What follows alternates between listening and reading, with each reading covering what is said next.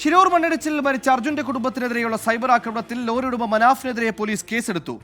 കലാപാഹാരം ഉൾപ്പെടെയുള്ള ഗുരുതര വകുപ്പുകൾ ചുമത്തിയാണ് ചേവായൂർ പോലീസ് കേസെടുത്തത്. എന്നാൽ മതങ്ങളെ കൂട്ടിയോജിപ്പിക്കാനാണ് ശ്രമിച്ചിട്ടുള്ളതെന്നും ശിക്ഷിച്ചാലും കുടുംബത്തോടൊപ്പം നിൽക്കുമെന്നും മനാഫ് പ്രതികരിച്ചു.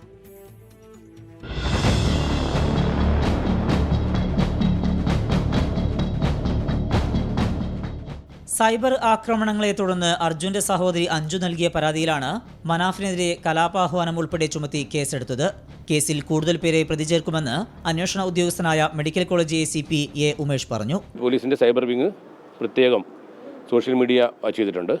അതിൽ സ്ത്രീത്വത്തിനെതിരെയുള്ള പരാമർശം നടത്തുന്നവർ, അതേപോലെ രാജ്യത്ത് ധ്രുവീകരണം ഉണ്ടാക്കുന്ന രീതിയിൽ, ആളുകളെ തമ്മിൽ ഭിന്നിപ്പിക്കുന്ന രീതിയിലും കലാപമുണ്ടാക്കുന്ന രീതിയിലൊക്കെ ഒരു കമൻറ്റുകൾ ഉള്ളതായിട്ട് പറയുന്നു. അത്തരം കമൻറ്റുകൾ പ്രതിയാക്കിക്കൊണ്ട് കേസന്വേഷണം മുന്നോട്ട് പോകും.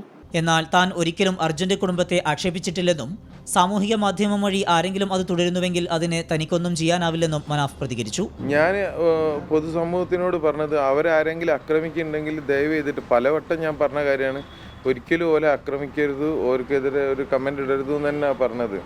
അതിപ്പോൾ ജനങ്ങളുടെ വികാരം ഞാനിപ്പോൾ ഒന്നും ചെയ്യാൻ കഴിയില്ല.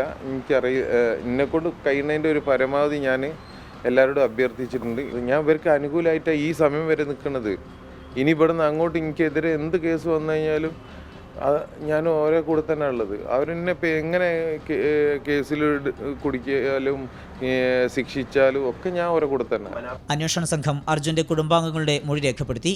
സമൂഹ മാധ്യമ അക്കൗണ്ടുകൾ പോലീസ് പരിശോധിച്ചു വരികയാണ്. 24 കോഴിക്കോട്.